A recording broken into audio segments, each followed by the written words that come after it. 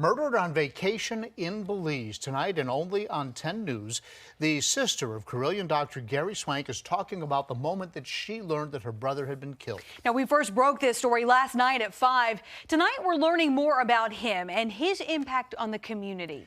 10 News reporter Jessica Jewell has been following this. She joins us now live in the studio with more. Jessica? Well, this tragedy is sending shockwaves all across the country, but really hitting home here in Roanoke. This is where Dr. Gary Swank lived, worked, and as we've learned from an outpouring of reaction on social media, it's where he saved so many lives. But more than just a brilliant doctor, his sister says he was a father, husband, and a brother.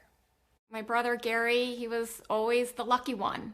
Always growing up, everything came easy for him, and he just everything always fell in line. Melanie Wilhelm remembering her brother Gary Swank after his tragic murder in Belize. A nightmare she originally thought was a scam, finding out through a text from her sister-in-law. Almost didn't believe it. Tonight we're learning from local media the tour guide fishing with Swank was targeted and had an altercation with a notorious gang member just days before. He should have warned my brother. Shouldn't have taken him. A stinging revelation for a sister in shock. He was my big brother. He was my protector from the time I was born for always. Remembering the cardiologist for his heart, while his family, including 3 young children, try to process the hole left in theirs. I'm going to make sure that they know that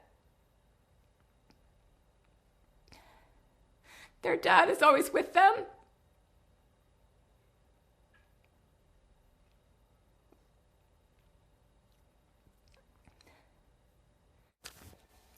We're also now hearing from Swank's family here in Roanoke. The Swank family saying, "We are heartbroken at the loss of our incredible husband and devoted father.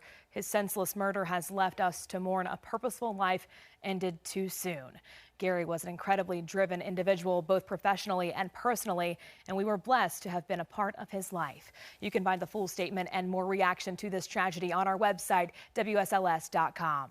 In studio, I'm Jessica Jewell, 10 News, working for you.